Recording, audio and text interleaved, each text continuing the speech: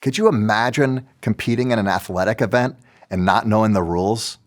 Let's say that you're playing basketball and you don't understand the difference between how a free throw, a layup, or a shot beyond the three-point line is scored.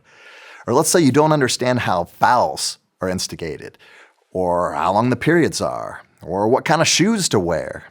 You probably aren't going to develop optimized tactics and game-winning strategies if you don't understand the rules. So that's tip number one for sight reading preparation, is make sure that you know the rules. There are also a ton of myths out there. You might be imposing extra rules on your orchestra by complete accident. And if you don't read through the rule book carefully, you could be hurting your orchestra by imposing rules that don't actually exist. So definitely get out the rule book, read through it, understand the rules in the sight reading room. Tip number two is to make sure that your students know the rules. How do you score points in the sight reading room? What are you being judged on? What does the rating represent? What do you have to do to score well? What are your goals in the sight reading room? Do you have realistic expectations based on past performance? After the competition or evaluation, do your students have a good idea about what score they're likely to receive? If any of these questions are answered in the negative, you might want to review the rules with your students so that they know how they're scored, and that way they can feel more confident and do better. Or at the very least, understand how they did.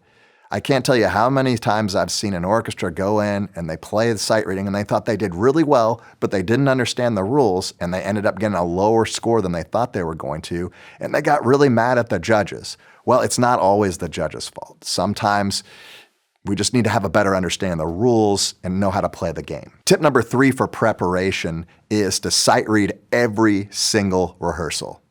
You don't have to sight read a full concert work every rehearsal, but do try to provide some sort of simple way to increase literacy. Do a rhythm exercise, play a new line in a method book, write something on the board and have them try it. Try to do something at least every day. Tip number four, practice roadmaps. Do your students understand repeats, first and second endings, da capos, del segnos, codas? If your students mess up the roadmap, they're going to get lost. And that's generally, under every rule set that I'm familiar with, not a good thing when your students get lost in the sight reading room.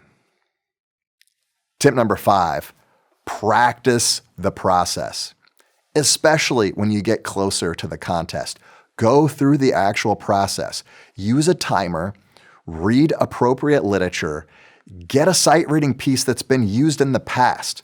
Going back to my sport ball team analogy, a lot of teams will play scrimmages before they enter competition. And I consider practicing under the sight reading process sort of like a scrimmage for the sight reading room. Make it as realistic as possible. All right. I'm going to give a bonus tip for those of you who are doing full orchestra. Definitely read some past sight reading examples with your group before the contest, because you might discover that your woodwinds, brass, and mallet players aren't used to playing in sharp keys. And the sight reading piece for full almost always has sharps, so you want to address that sooner rather than later. Well, that's all I have for preparation in this video. I'll see you in the next one.